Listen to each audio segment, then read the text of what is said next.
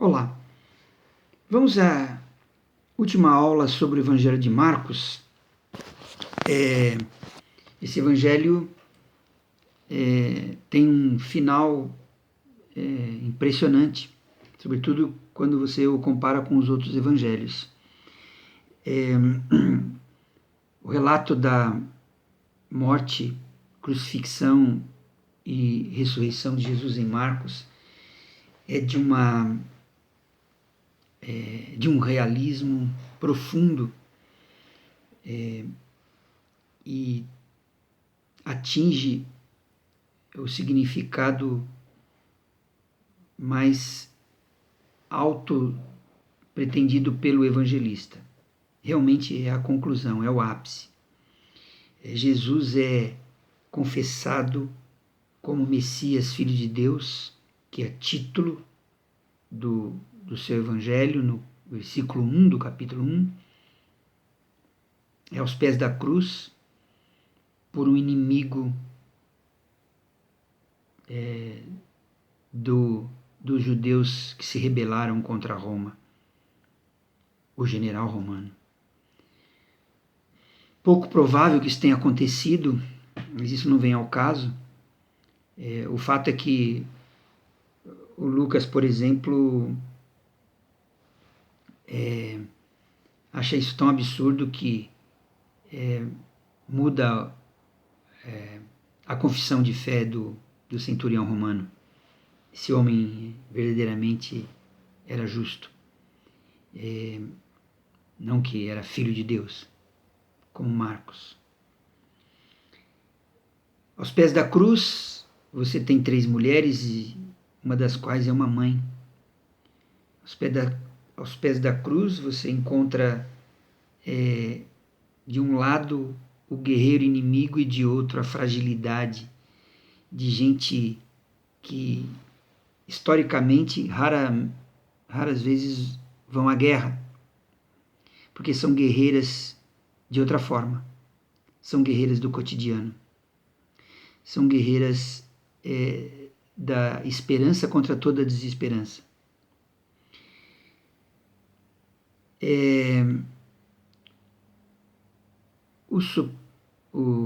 O dia da ressurreição, em Marcos, também mostra um relato espantoso, que, como eu costumo dizer, parece um filme iraniano.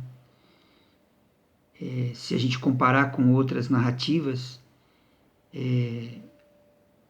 os evangelhos se concluem com as aparições do ressuscitado, com o próprio Evangelho de Marcos, com o arrebatamento de Jesus, com a sua ascensão ao céu, como em Lucas.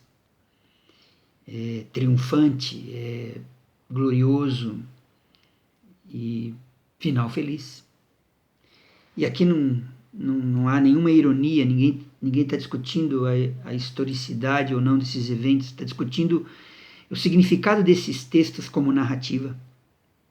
Evidente que eles são apologias da ressurreição, ou seja, argumentos historicizantes que pretendem defender a fé na ressurreição.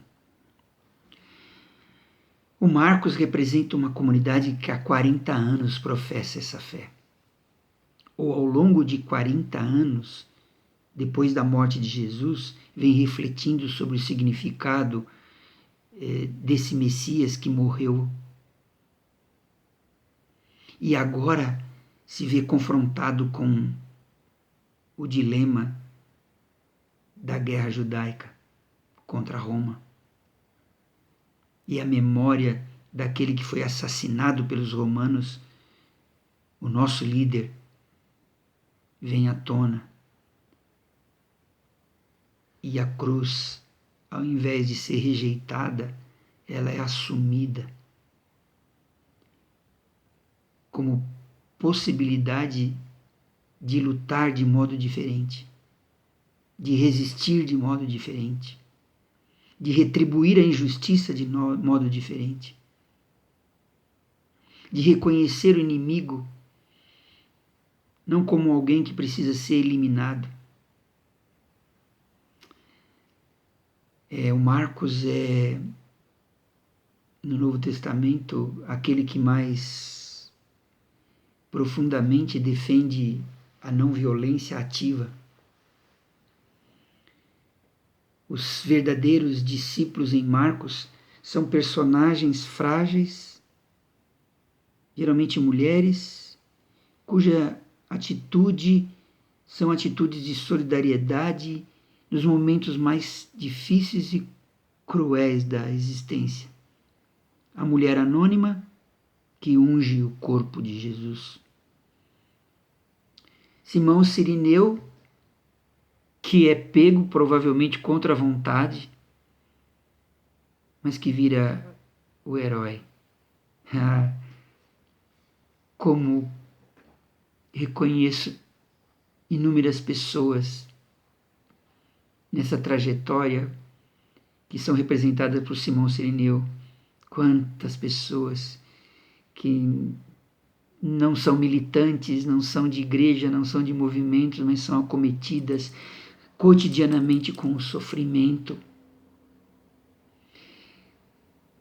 inclusive alheio,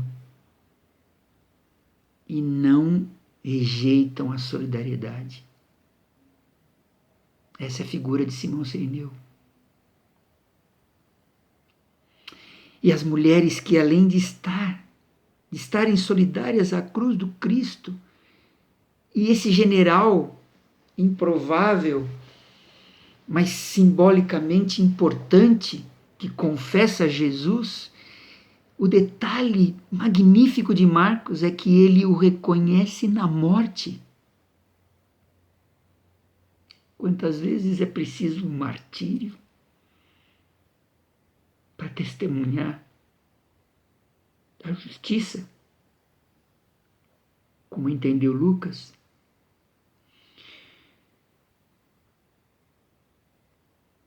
Para testemunhar a ressurreição. Quantas e quantas pessoas e quantos movimentos ao longo da história foram surgindo depois que o peso e a dor da morte incompreensível, da morte massacrada, da morte opressiva, fazem surgir movimentos contra o câncer, movimentos de solidariedade contra os marginalizados, contra os injustiçados. Quantas vezes só a morte nos converte? Esse é o verdadeiro sentido do martírio, que não é querido por Deus, não é querido por Jesus, nem meu Deus, por que me abandonastes? Mas ele é enfrentado na resistência da injustiça, na resistência de quem é humilhado.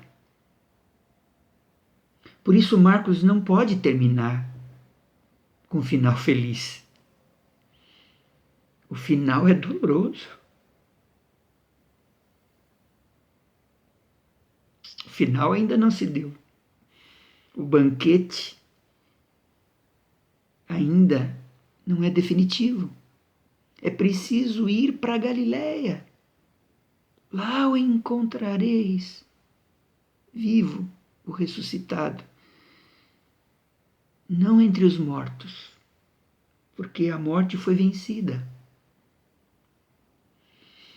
A vitória não passa pela guerra. A vitória não passa pela violência.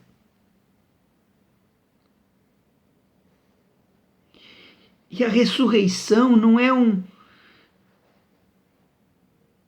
evento que se verifica na facilidade daquele que eu vejo. É preciso encontrar nos escombros dos massacrados. Quisera poder ver.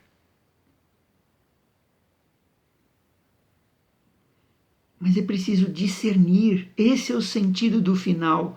E esse discernir é em meio ao medo, ao temor, ao horror da guerra, da morte iminente. Não, definitivamente. Com todo respeito aos outros relatos da aparição de Jesus, porque também tem o seu significado e também representam visões místicas profundas, históricas. Decidam vocês, mas o mais importante é que o relato marcano não te deixa sossegado. Ele te provoca e convoca para identificar para além da morte, mas a partir dela, porque ela ainda existe e persiste, para além da violência, mas a partir dela, a ressurreição. A ressurreição não é um dado histórico, é transhistórico. Mas a morte é perceptível, a morte é visível, a ressurreição é desejo, é fé, é esperança. É vitória, mas é vitória que não passa pela eliminação do outro. Mas ela continua a nos desafiar. A certeza do ressuscitado é um legado apostólico que devemos continuar testemunhando, mas testemunhando muitas vezes por sobre os cadáveres. Esse é o sentido marcano profundo do relato da paixão. É isso, minha gente. Fique com Deus, desculpe a emoção, mas o relato marcano é o grande desafio da nossa vida. Buscar Jesus ressuscitado lá na Galileia de cada um de nós, que pode estar dentro, mas também está fora, no outro que precisa desse anúncio para poder sobreviver à angústia da dor e da morte, muitas vezes próxima. Até mais, gente. Tudo de bom.